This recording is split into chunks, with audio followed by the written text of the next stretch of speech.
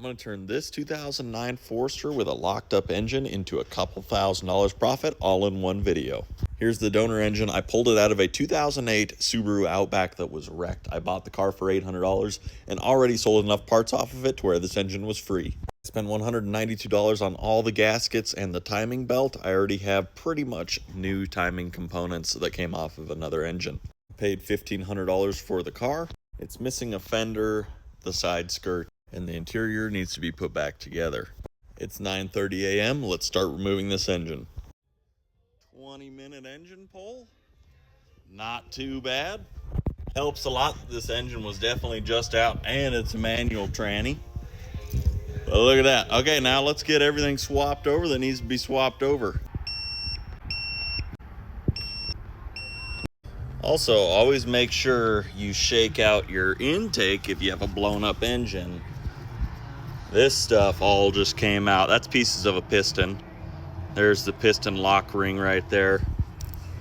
After lots of time, some shop air, and a whole can of brake clean, we got this thing completely cleared out. And don't forget about the exhaust. I'm gonna shake that out, make sure there's nothing in there. Now, I know someone's gonna ask, here's the carnage of the old engine. We've got pieces of piston, valve, everything all in there. Got our new rear main seal in with this installer tool that I designed and 3D printed. And now time for the flywheel and drop this thing back in.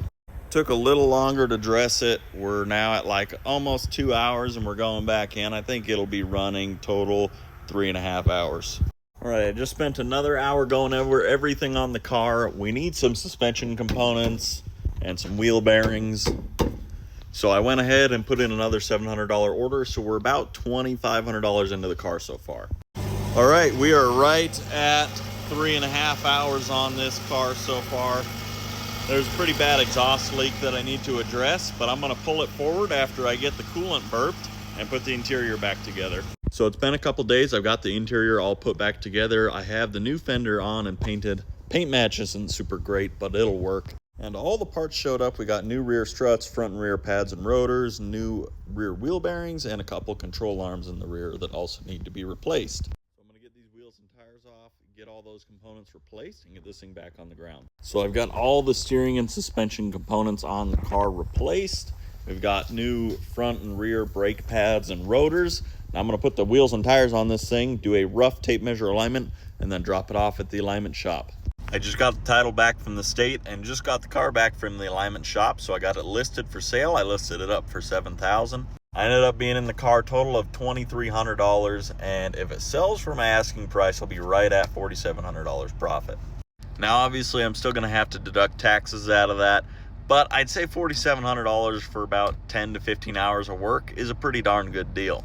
So now it's listed. It's just a waiting game from here on out. I'll update you guys when I got a buyer. I almost forgot to finish this video, but I did sell the car. I ended up taking $1,000 off the price. It sat on Marketplace for about a month, but I still made $3,700 profit.